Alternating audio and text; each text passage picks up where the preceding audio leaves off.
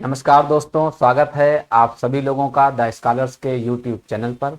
और आज के इस स्पेशल सेशन में मैं आपकी मुलाकात कराना चाहूँगा मेरे प्रिय स्टूडेंट ऋषि मोहन अवस्थी जी से। और इन्होंने एसएससी सीजीएल की पोस्ट इस वर्ष 2022 की पोस्ट को क्लियर किया है। तो क्या खास बातें रहीं इनके साथ, कैसे इन्होंने इस पोस्ट को क्लियर किया, और इनके जैसे और स्टूडेंट्स भी इस संस्थान में रहे हैं जिन्होंने इस बार का एसएससी सीजीएल फाइनल किया है। तो बारी बारी से हम लोग सबको आपके बीच लाते रहेंगे।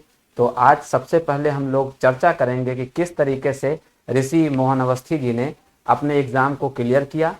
तो सबसे पहले तो मैं अवस्थी जी को बहुत बहुत बधाई देना चाहूँगा। Congratulation to you for being selected as postal assistant in SSC CGL 2022।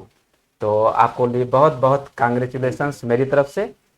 तो ऋषि जी, सबसे पहले मेरा एक छोटा सा आपसे सवाल है कि आप क्या मानते हैं कि आपकी सफलता में सबसे ज़्यादा या क्रमवार करके किन लोगों का सहयोग रहा है? सर, अगर हम क्रम में जाएं तो सबसे पहले तो मेरे पेरेंट्स, जिनका क्योंकि मैंने काफ़ी टाइम से जॉब छोड़ रखी है और इस एज पे भी उन्होंने हमको पूरा सपोर्ट दिया है कि हम अपनी प्रिपरेशन आगे बढ़ा सकें, तो उनको हम पूरा सबसे पहले प्रथम देंगे। उसके बाद सर हम आपको देंगे, क्योंकि सर आपकी गाइडेंस में ही सर मेरा एग्ज़ाम निकला है। क्योंकि आपका जो पढ़ाने का तरीका था और आपकी जो गाइडेंस का तरीका था, उससे काफ़ी ज़्यादा मेरे जो क्वेश्चंस को और सिचुएशंस को हैंडल करने का जो तरीका था वो काफ़ी चेंज हुआ, तो उससे काफ़ी फ़ायदा हुआ था हमको। और उसके बाद आखिरी में जो सबसे इम्पोर्टेंट भी हैं भगवान, जिनकी जब तक भगवान की नहीं होगी, बालाजी महाराज की जब तक नहीं होगी, तब तक कोई कुछ नहीं सफलता होगा। मिल नहीं सकती जी सर। है ना? बिल्कुल ठीक बात बताई आपने। तो अच्छा रहा, ठीक है। मेरा दूसरा सवाल आपसे ये है कि एसएससी की तैयारी करने वाले जो स्टूडेंट्स हैं उनके विषय में आप क्या सोचते हैं कि वो लड़के बहुत सारे स्पीड टेस्ट दिया करते हैं।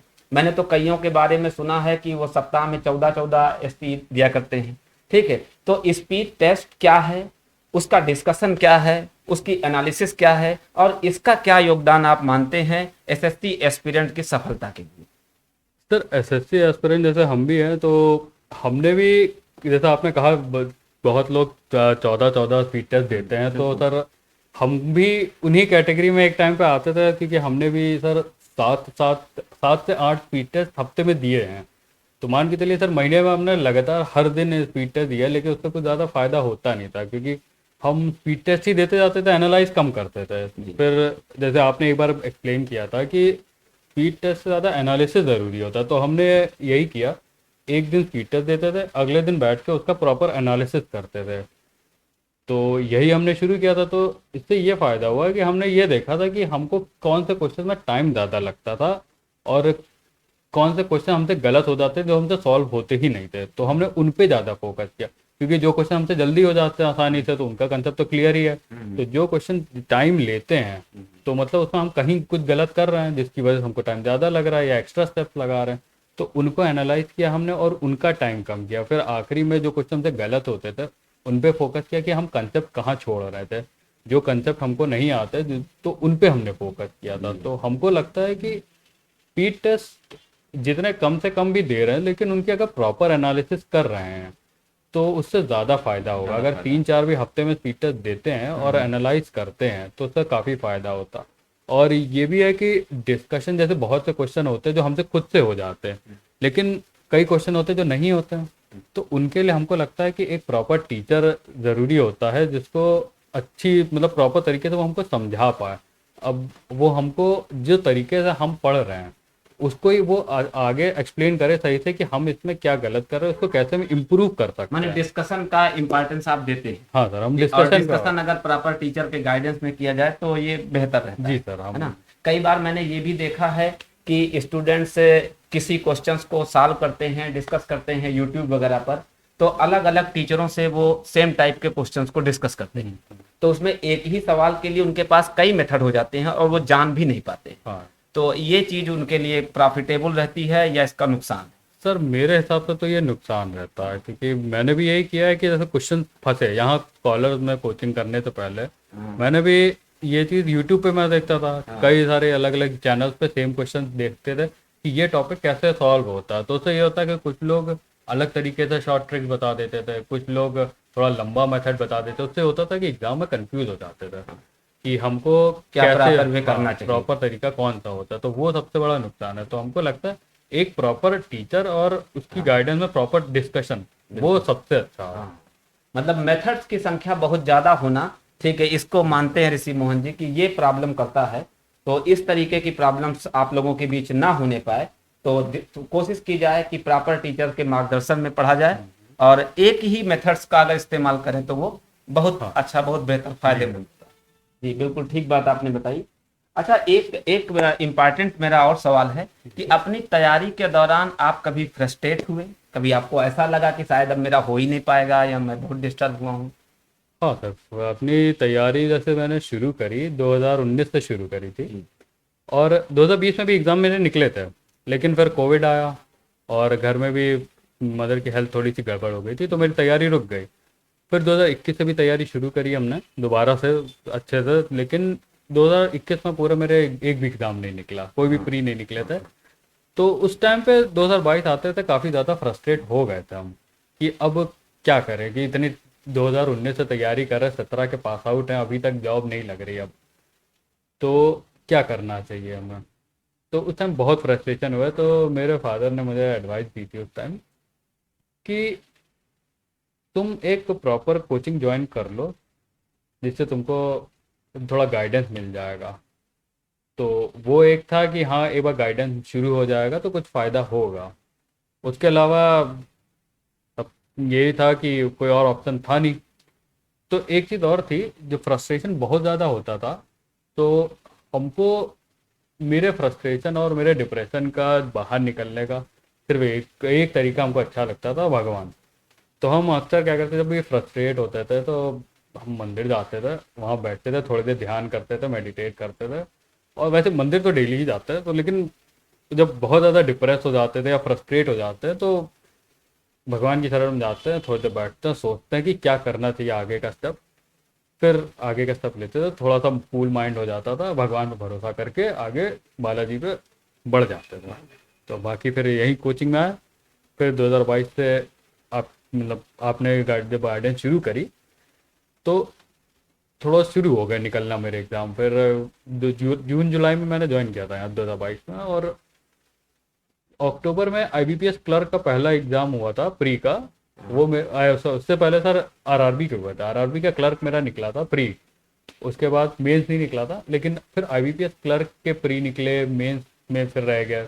आईबीपीएस पीओ में भी यही हुआ, लेकिन इंटरव्यू तक गए, एसबीआई में भी ये हुआ, इंटरव्यू तक गए, और फाइनली ये सीजीएल आया, सीजीएल में फाइनल मेरिट लिस्ट में भी नाम आ गया। तो सर फ्रस्ट्रेशन तो होती है, बहुत होती है जब नहीं होता। काफ़ी टाइम से अगर रुके रहें और एग्ज़ाम ना क्लियर हो तो फ्रस्ट्रेशन होती है, लेकिन उस टाइम पे पेशेंस रखना ज़रूरी है, और अपनी प्रैक्टिस और अपने ऊपर कॉन्फिडेंस जो है सर, उसको अगर किसी ने छोड़ दिया उस टाइम पर कि अब मेरा नहीं होगा, कुछ नहीं कर सकता, तो वो नुकसान देगा। अगर कि वो एक इंसान ये सोच ले कि एक बार और भगवान पर भरोसा करके एक बार और हम पूरी अपने 100% दे दें, हाँ हाँ, तो बात निकल जाएगा। बस अपने ऊपर कॉन्फिडेंस बहुत अच्छा, जरूरी है। एग्जाम के दौरान ऐसा भी बहुत सारे स्टूडेंट के साथ होता है। मैंने एक वीडियो भी बनाया है, how to deal with exam pressure.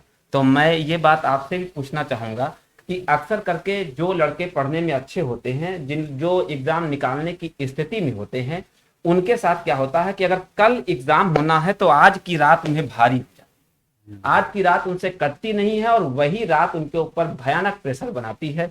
तो ऐसा कुछ आपके साथ भी हुआ? हाँ सर, सीजीएल का जब मेंस का एग्ज़ाम दिया था मैंने, तो एक रात पहले काफ़ी ज़्यादा एंग्जाइटी हो रही थी, तो नींद आ नहीं रही थी सही से, तो काफ़ी वो थोड़ा सा दिक्कत दे रहा था धीरे धीरे। लेकिन ये एग्ज़ाम देने के बाद हमको रियलाइज़ हुआ था कि जैसे आपकी वो वीडियो थी उससे काफ़ी फ़ायदा हुआ था। तो एग्ज़ाम देने के बाद हमको ये चीज़ फ़ायदा हुआ था कि उतना अगर हम परफॉर्मेंस प्रेशर लेंगे अपने ऊपर, हाँ। कि हम अपने ऊपर डाउट करेंगे तो प्रॉब्लम करेगा। हमें कॉन्फिडेंस रखना है और ठंडे दिमाग से एग्ज़ाम देने जाना है। तो दोस्तों, मैंने उस वीडियो में ये बात आप लोगों को बताने की कोशिश की है कि एग्जाम का जो प्रेशर होता है वो तभी आता है जब आप एग्जाम के लिए तैयार होते हैं। तो जितना ज्यादा आपके ऊपर एग्जाम का प्रेशर आए, आप जान जाइएगा आप नौकरी के उतना ही नजदीक है। तो इसका प्रेशर ले, निगेटिविटी में कभी मत ले, पॉजिटिव ले। प्रेशर आया है इसका मतलब है कि नौकरी आने वाली है। अब आप उस तरीके की उस रात में इस बात से पॉजिटिव और खुश हो सकते हैं कि प्रेशर आ गया है, बात बन गई है, अब नौकरी हमारी बनने वाली है। तो मैं सभी लोगों को ये सलाह देना चाहूंगा कि जब भी एग्जाम का प्रेशर आए तो एकदम पॉजिटिव आ जाए। आ गई है वो घड़ी जब आपका सिलेक्शन नजदीक है। तो इस तरीके से आप सबके ऊपर ये चीजें गुजरती हैं, सब इससे रूबरू होते हैं, मिलते रहते हैं। तो एक क्वेश्चन मेरा और है कि जो एसएससी के एस्पिरेंट हैं, आप जैसे और जो लोग हैं, उनको आप क्या सुझाव सलाह देना चाहेंगे? कैसे तैयारी करें, क्या गाइडलाइंस हो, कुछ कोचिंग संस्थान को आप बेहतर मानते हैं? तो इस तरीके से जो आप बताना चाहें वो हमारे दर्शकों को बताएं। अच्छा, तो सर अगर हम शुरू करें कि कैसे तैयारी करनी चाहिए, तो मेरे हिसाब से जैसे हमने किया कि हमने डेली एक टाइम टेबल बनाया कि हमको कैसे करना है। मतलब ये होता है कि रात में सोने से पहले या सुबह उठते ही एक टाइम टेबल बना लेते हैं कि आज हमको क्या क्या टारगेट अपना पूरा करना है, तो हम उस टाइम टेबल को फॉलो करते हैं। लेकिन सबसे बड़ी ये चीज़ है कि टाइम टेबल तो बन गया, लेकिन टाइम टेबल बना के तो वो डेली हम बनाते चले जाएं, लेकिन अगर डिसिप्लिन नहीं है टाइम टेबल फॉलो करने का तो वो भी नुकसान देगा, क्योंकि फिर हमको और ज़्यादा टेंशन होगी कि मेरा सिलेबस छूटता जा रहा है और दिन आगे बढ़ते जा रहे हैं। तो सबसे बड़ी इंपॉर्टेंट चीज़ है कि हमको अपना डिसिप्लिन होना चाहिए लाइफ में। अगर हम अपने जो कर रहे हैं उसको लेके डिसिप्लिन है, टाइम टेबल से लेके या फिर कुछ भी कर रहे हैं उसमें अगर हम डिसिप्लिन है कि हमको ये करना है तो करना है, तो उससे बहुत ज़्यादा फायदा होता है सक्सेस में। और एक चीज़ और थी सर जो हम अक्सर करते हैं, पहले ये होता था कि हम बैठते तो थे 6-7 घंटा पढ़ने, लेकिन पढ़ाई 1-2 घंटे ही होती थी जो। तो हमने क्या किया था, एक तो हमने यूट्यूब पे वीडियो देखी थी कैसे हम ज़्यादा पढ़ सकते हैं। तो उसमें हमने ये देखा था कि लगातार बैठेंगे ज़्यादा देर तक तो मन नहीं लगेगा, दिमाग भी थक जाता है। स्लॉट में बांट दिया जाए कि हाँ। 2-2 घंटे करके, 1.5-1.5 घंटे 2-2 घंटे का करके स्लॉट हम अगर लेते हैं और उस 2 घंटे में भी हम 30 मिनट लगातार बैठें पढ़ें और 5 मिनट का ब्रेक लें, फिर 30 मिनट पढ़ें, फिर 5 मिनट ब्रेक लें, ऐसे करके 2 घंटे का हम स्लॉट रखें, फिर थोड़ा लंबा ब्रेक ले लें। ऐसे करते करते अगर हम 3-4 स्लॉट दिन में निकाल लेते हैं तो उससे ये है ज़्यादा कि ज़्यादा टाइम पढ़ाई भी हो सकती है। और एक चीज़ तो सब लोग कहते हैं, मोबाइल सबसे बड़ा डिस्ट्रैक्शन है सर। मोबाइल से दूरी बनाए तो हाँ। उनका फायदा होगा। मोबाइल जितना पढ़ाई के टाइम मोबाइल जितना दूर है उतना अच्छा है। उतना अच्छा है। लेकिन अगर जैसे किसी की मजबूरी है मोबाइल से ही पढ़ना, तो उसमें फिर यही है कि जो डिस्ट्रैक्टिंग ऐप्स हैं जैसे इंस्टाग्राम हो गया, फेसबुक हो गया, इनसे दूर रहें, इनको हटा दें पढ़ाई के टाइम। अच्छा, ये लखनऊ में जो लोग तैयारी कर रहे हैं एसएससी की, उन लोगों के लिए क्या सुझाव है कि कोचिंग में आकर के उनको क्या लाभ मिल सकता है? द स्कॉलर्स उनके सिलेक्शन में किस प्रकार सहयोगी हो सकते तो लखनऊ में जैसे बड़ी बड़ी कोचिंग हैं काफ़ी ज़्यादा, तो वो ज़्यादा फेमस हो जाती हैं। हैं? लेकिन बड़ी कोचिंगों का एक नुकसान ये भी होता है कि वहाँ पे वो इतने ज़्यादा स्टूडेंट इतने बल्क में आ जाते हैं, फिर वो हर स्टूडेंट पे इंडिविजुअली फोकस भी नहीं हो पाता। तो जैसे 10 स्कॉलर्स है तो ये एकदम जैसे बड़ी बड़ी एकदम रेप्यूटेड कोचिंग है, उस हिसाब के लेवल पे तो है नहीं अभी, लेकिन ये एक डिसेंट हमको लगती है कि डिसेंट साइज है, यहाँ पे डिसेंट अमाउंट ऑफ बच्चे आते हैं। तो उससे ये रहता है कि जो टीचर है वो एक एक स्टूडेंट की प्रॉब्लम पे इंडिविजुअली फोकस कर पाते हैं। तो जैसे आपका ही मैंने देखा है कि आप क्वेश्चंस देते हैं जो करने के लिए डेली होमवर्क के लिए, और उनको अगले दिन डिस्कस करते हैं सारे, चाहे कोई भी बच्चा हो। आप 3 बार आपने डिस्कस किया, कई बार हमने देखा है आपने एक ही क्वेश्चन 3-3 4-4 बार डिस्कस किया है। तो उससे ये रहता है कि बच्चों को क्लियर हो जाता है आखिरी बच्चे तक। जैसे गवर्नमेंट की भी कई स्कीम आई है, जैसे रीचिंग द लास्ट माइल उन्होंने गोल रखा था इस बार, तो आपका भी वही चीज़ मैंने देखा है स्कॉलर्स में कि रीचिंग द लास्ट स्टूडेंट तक के आखिरी बच्चे तक को समझ में आ जाए हर चीज़। यानी तैयारी के लिए प्रॉपर गाइडेंस जरूरी आप मानते हैं? सर गाइडेंस अगर प्रॉपर, कोई सेल्फ तैयारी करे बिना किसी गाइडेंस के और कई प्रॉपर गाइडेंस में, तो आप मानते हैं कि प्रॉपर गाइडेंस का फायदा मिलता है? बहुत फायदा मिलता है। प्रॉपर गाइडेंस अगर मिल गई है तो ये है कि जल्दी हो जाएगा। अगर क्योंकि बिल्कुल सेल्फ स्टडी है तो उसमें होगा तो है ही अगर डिसिप्लिन है, बिल्कुल। लेकिन टाइम लगेगा थोड़ा। लेकिन अगर प्रॉपर गाइडेंस मिल जाती है और बच्चा डिसिप्लिन है तो जल्दी होगा। बहुत जल्दी हो जाता बिल्कुल। है, क्योंकि हमने अपना देखा इनका 2022 कहना है कि अगर व्यक्ति मेहनती है, काबिल है, डिसिप्लिन्ड है, तो वो अपने से भी सिलेक्शन ले सकता है, उसको किसी की जरूरत नहीं है। लेकिन अगर बेहतर संस्थान और बेहतर गाइडेंस मिल जाए तो जो आपका 2 साल में होने वाला सिलेक्शन है वो शायद 1 साल में आप पहुंच सकते हैं वहां तक। तो ये हम लोगों के बीच आज कुछ बातें आप लोगों के साथ हमने शेयर की।